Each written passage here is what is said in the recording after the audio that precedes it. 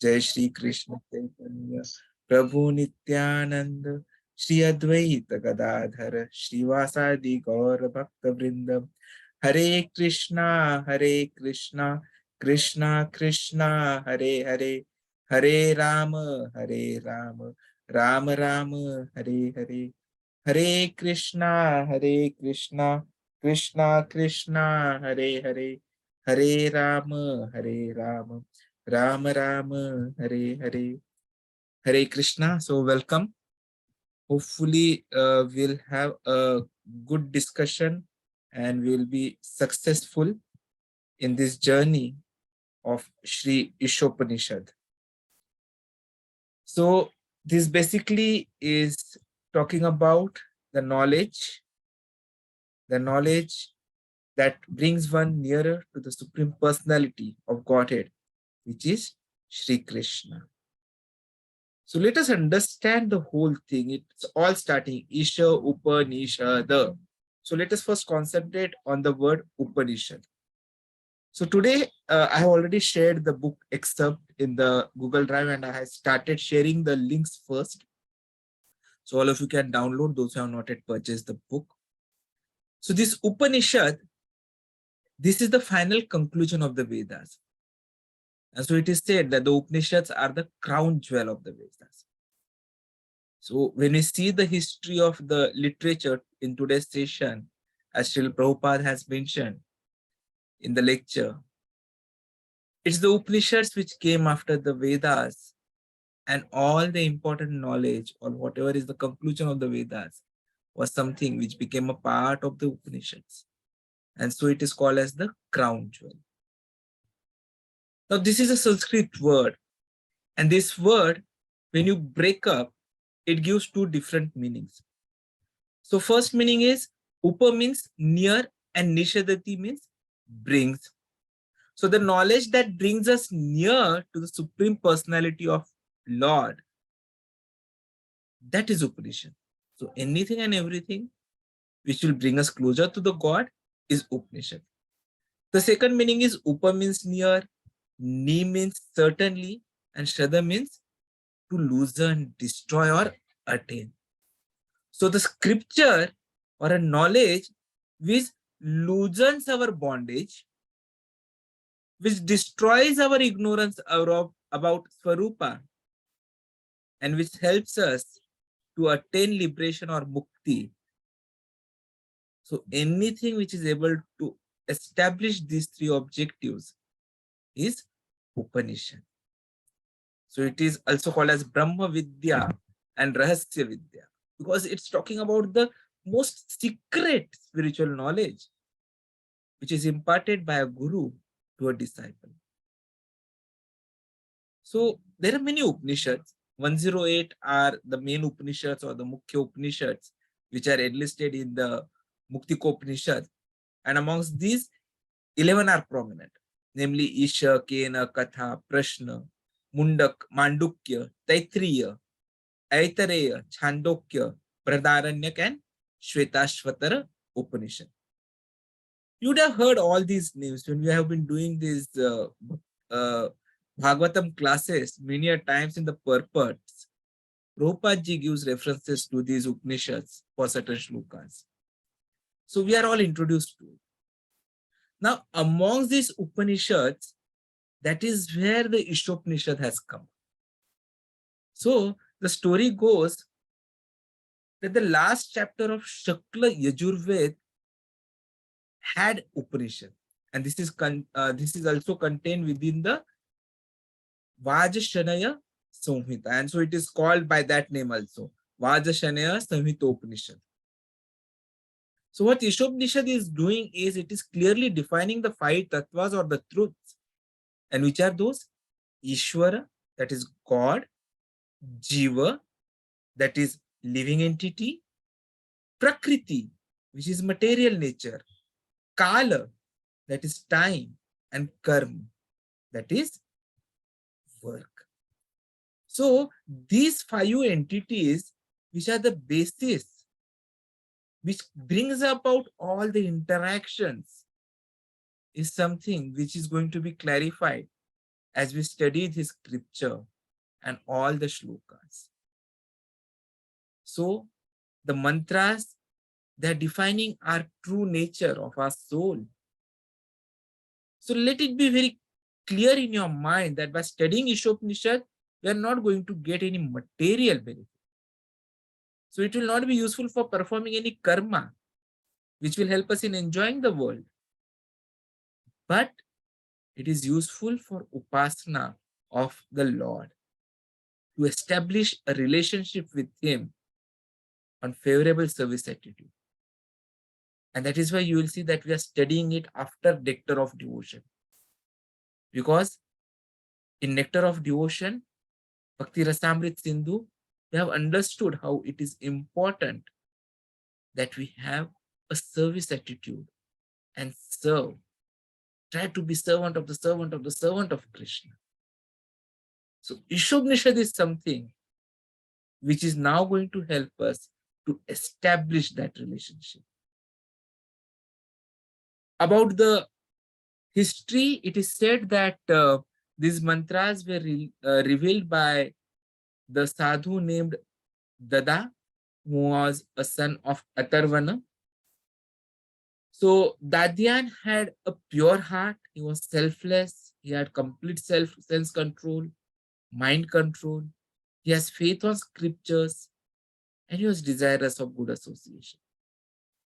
So his father, that is Atarvana, he spoke these mantras and he informed them when he approached his father to know about the absolute truth. So that is one story about Dadyan Rishi.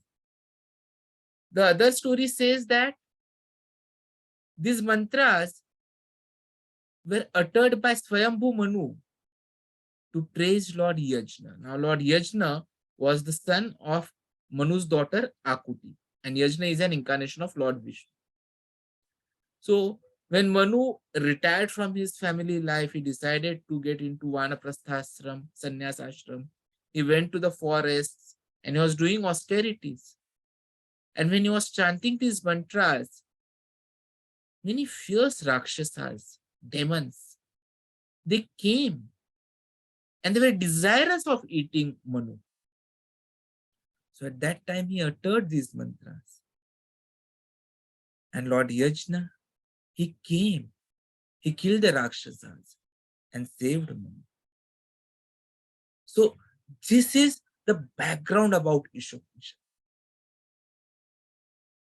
Coming to the introduction chapter, which is written by Srila Prabhupada, it starts off with the importance of the Vedas, or what is the teachings of the Vedas. Because finally the whole objective is these 5 things. And one of that is the same, knowing about Krishna. So Vedas, if you see again, it's a Sanskrit word. So the Veda root can be imparted variously. Veda, Vita. But the end meaning is only one. And what it means is knowledge. So Vedas are the scriptures which carry the knowledge. And any knowledge that you accept is Veda. Because this is the original knowledge. There's no contamination which is involved in this. But if you see our conditioned soul, we are a Baddha Atma. And if we are trying to get any kind of a knowledge, then we have got many deficiencies. And that basically gives us the topic of the difference between a Mukta Atma and Baddha Jivatma. Now, we being Baddha, we have got 4 kinds of defects. We commit mistakes, we are illusioned, we have a cheating propensity, and our senses are imperfect. Now, these deficiencies, these defects are the source why we cannot actually gain anything with our own knowledge and how to approach appropriate methods. So, when we say we are committing mistakes, we already know to err is human. And we have so many examples. Even great leaders like Mahatma Gandhi and Mr. Kennedy, they made mistakes. So Prabhupada ji says in that lecture, which is a part of the introduction, that when Gandhiji on 30th January was going for the prayer meeting, he was advised by many people not to go. But still he went, and it turned out to be a mistake. Similarly, President Kennedy of USA. So we are prone to make mistakes, and we are prone to be illusioned because we accept something which is not there, and that is Maya.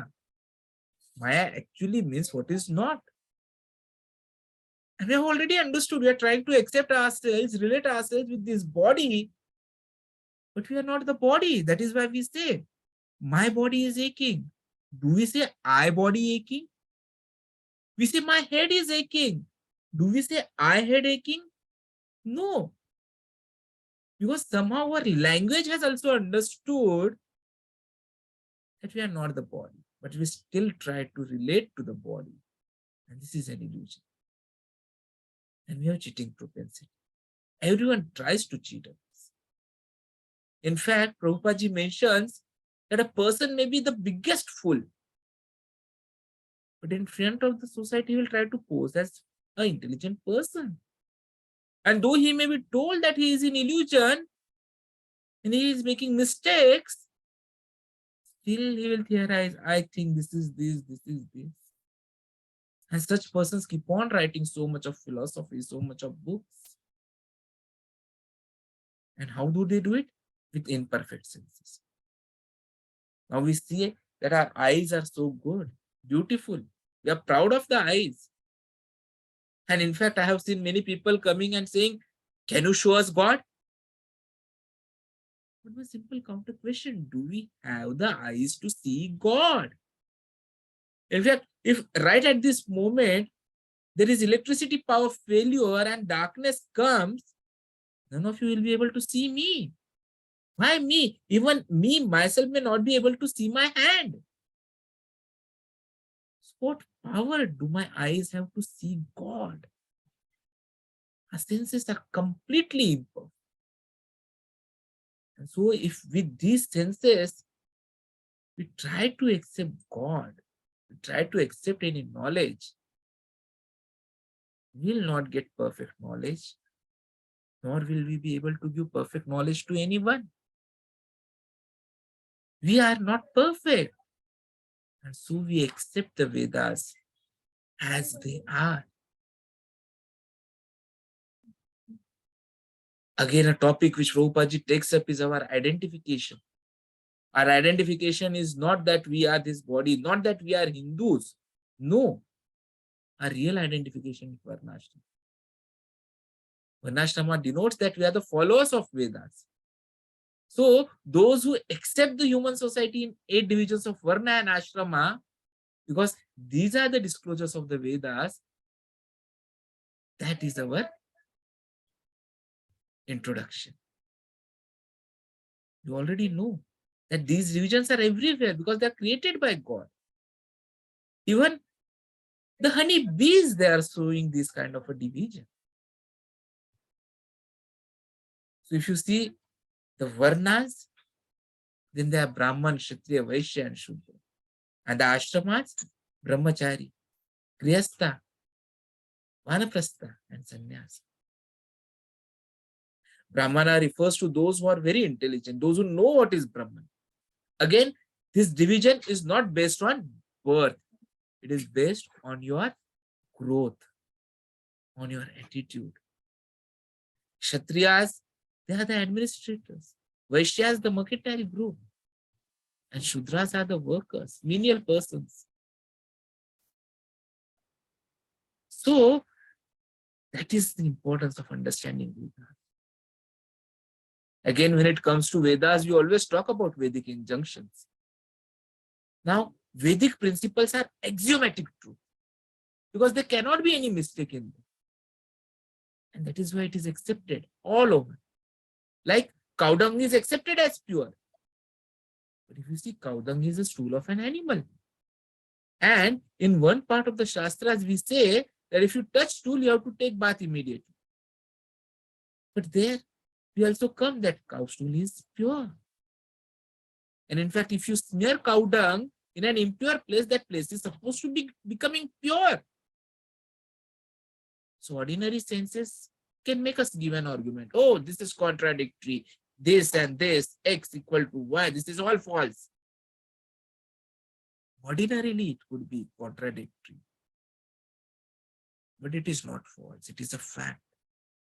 In fact, a very prominent scientist, a doctor, he has analyzed cow dung and proven that it contains all antiseptic properties. So the Vedic injunctions, they are axiomatic. We should not be interpreting. If we carefully study these, you'll find that all of them are correct. In fact, in India, we many a times say, when someone says, you do this, we may ask, what do you mean? Is it Vedic injunction that I have to follow you without any argument?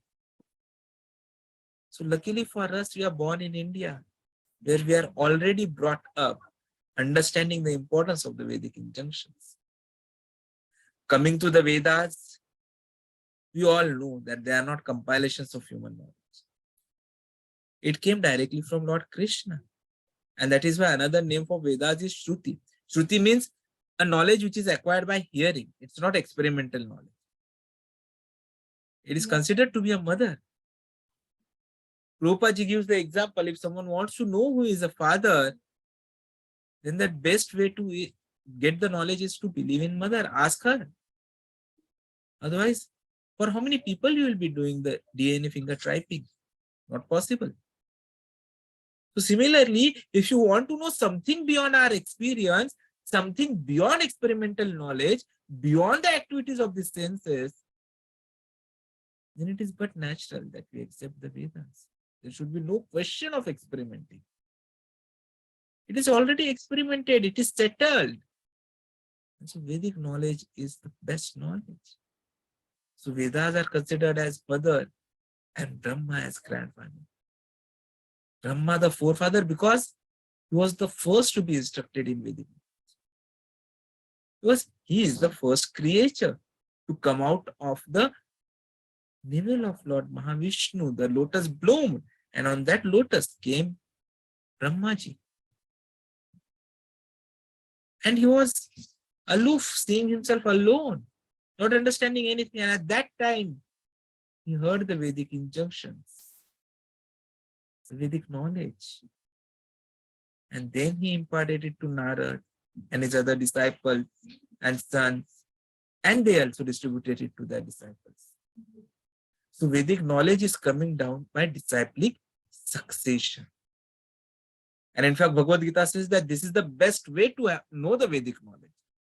If you try to do experiments and you come to the same conclusion, it is useless. Because you will save time if you simply accept it. So, in Bhagavad Gita, we have seen there are three types of evidence: Pratyaksha, Anuman, and Shabda Praman. So, Pratyaksha means direct evidence, but it is not good because we have already seen in the beginning today. Our senses are imperfect. Like we see the sun daily and it appears like a small disk coming from this side and going into that side. But is it small? No. It is so large. So what is the value of seeing it? You have to read so many books to understand actually how big the sun is. So direct experience is not perfect. Pratyaksha Praman, not the best way. What about Anuman? It is inductive knowledge. It may be like this or like that hypothesis. Like Darwin came up with the evolution theory. But that is not science. That is a suggestion. It is also not perfect. Like Darwin says that we evolved from the monkeys. So Prabhupada used to say, maybe his forefathers were monkeys. But when it comes to us and someone asks, what is your Gotra? What do we say? Do we say monkey Gotra? No. So we have not evolved from monkeys. But that's Darwin's theory. It's Anumana.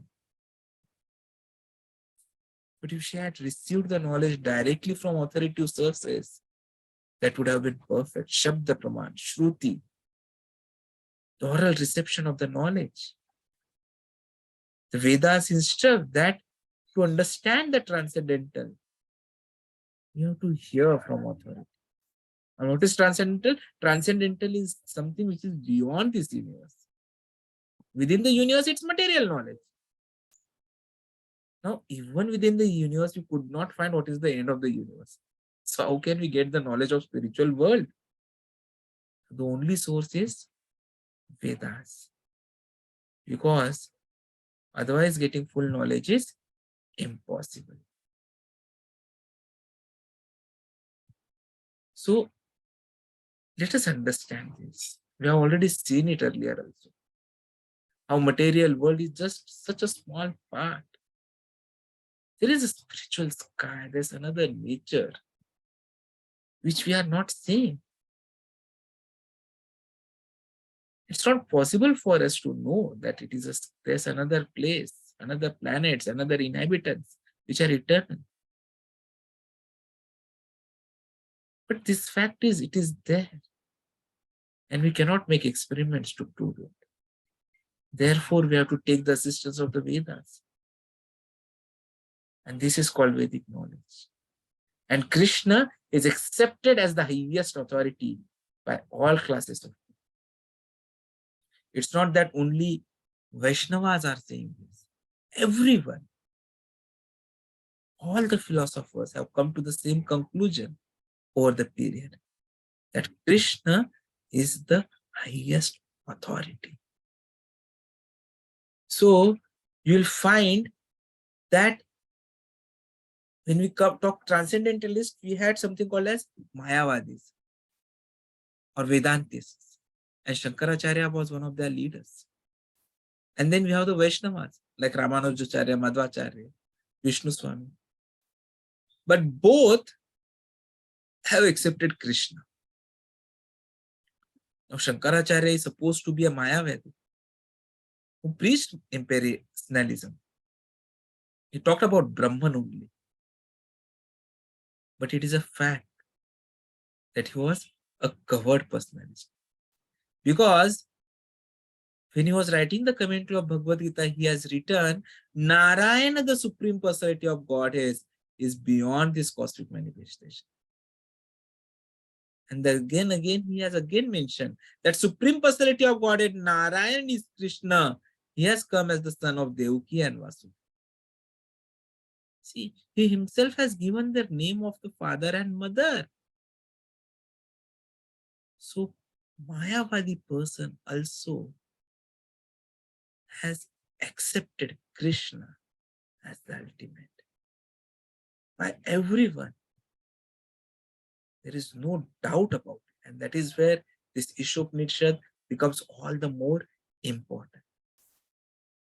Even whatever we talk, whatever we have heard from our spiritual master, from Prabhupada ji, the whole knowledge is Bhagavad Gita, which comes directly from Kṛṣṇa. Kṛṣṇa is speaking it. That is Vedic knowledge. And since Vedic knowledge is pure, we have to accept it. So whatever Kṛṣṇa says, we accept. It is saving us so much of time.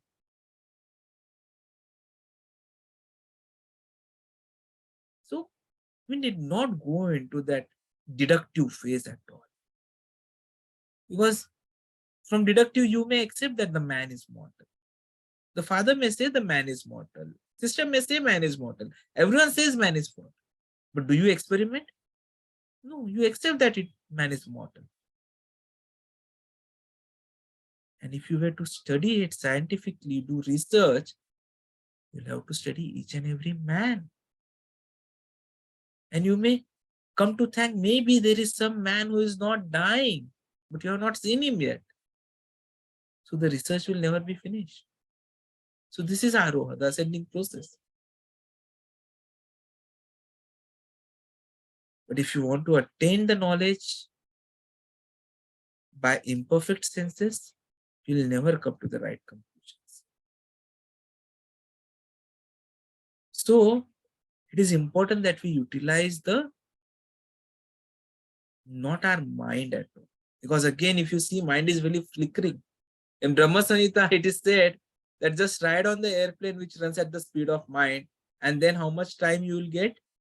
You will take millions of years to understand where the transcendental world is. Now, our fastest of the fighter jets also, they may run around 2000 miles per hour or something like that. But mind, right now you think, and you may be in Vrindavan right at this moment. So mind is very fast, swift.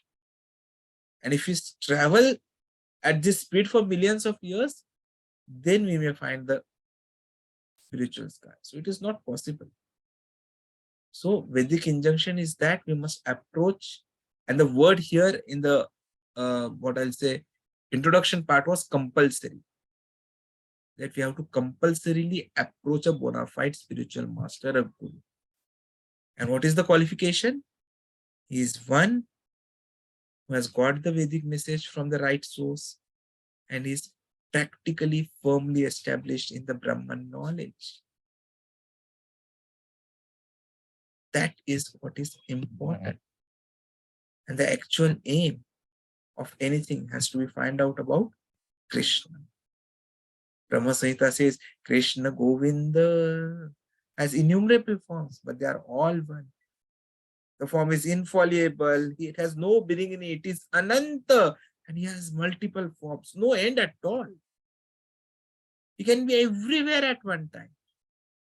He's sitting in Golok Vrindavan. At the same time, he is everywhere, all pervading. He is original. And he never becomes old. If you want to search Krishna by studying, you'll be baffled. It may be possible, but it is difficult. But we can easily learn about Krishna from a devotee. Because a devotee can deliver Krishna to us. Here is Krishna, take him.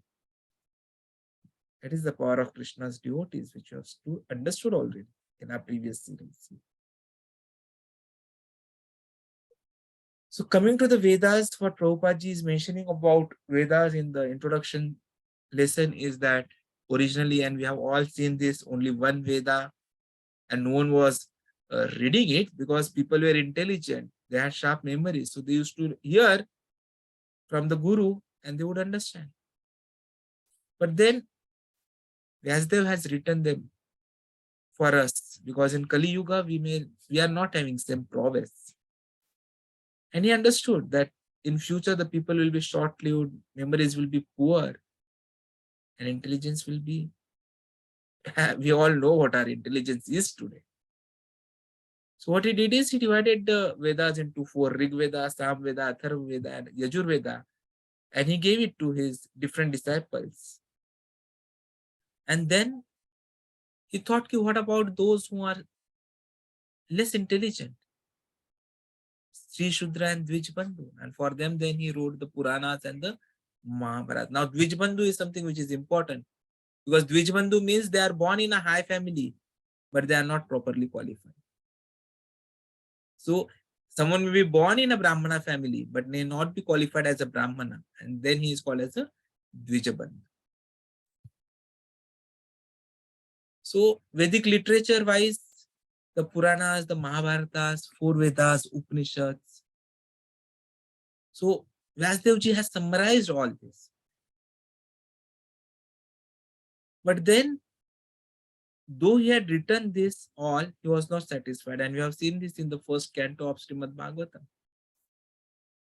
So, Narada then instructed him, you explain the Vedanta Sutra. Vedanta means the ultimate knowledge. And what is the ultimate knowledge? Ultimate knowledge is Krishna. Because Krishna says, Vedeshta sarve raham eva vedya. Throughout all the Vedas, one has to understand me. And Krishna also says, Vedanta krida veda vida eva chaham. I am the compiler of the Vedanta Sutra and I am the knower of the Vedas. The ultimate objective is Krishna. And then there were many Vaishnava commentaries on this Vedanta philosophy, like Govinda Bhasya by Baldev Vidyabhushan, Ramanujacharya, Madhvacharya. Vyasdev Bhatt has written the most perfect Vedanta commentary, and that is Srimad Bhagavatam. Srimad Bhagavatam, in fact, begins, if you remember the first shloka, Janmadi Astya Yataha. So this Janma Adi Astya Yata is fully explained in Srimad Bhagavatam. Absolute truth is that from whom everything emanates. And this is something which is explained in Srimad Bhagavatam. The absolute truth has consciousness. He is self-effulgence for art. In fact, we develop our consciousness and knowledge by receiving from others. But for him, he is self-effulgent. So the whole summary of Vedic knowledge is Vedanta Sutra. And Srimad Bhagavatam is the best. So it is said that those who actually are after Vedic knowledge should try to understand the explanation from Srimad Bhagavatam and Bhagavad Gita. And that is the importance of this whole discussion. So with this introduction by Prabhupada, we'll be going ahead with the various verses from tomorrow onwards.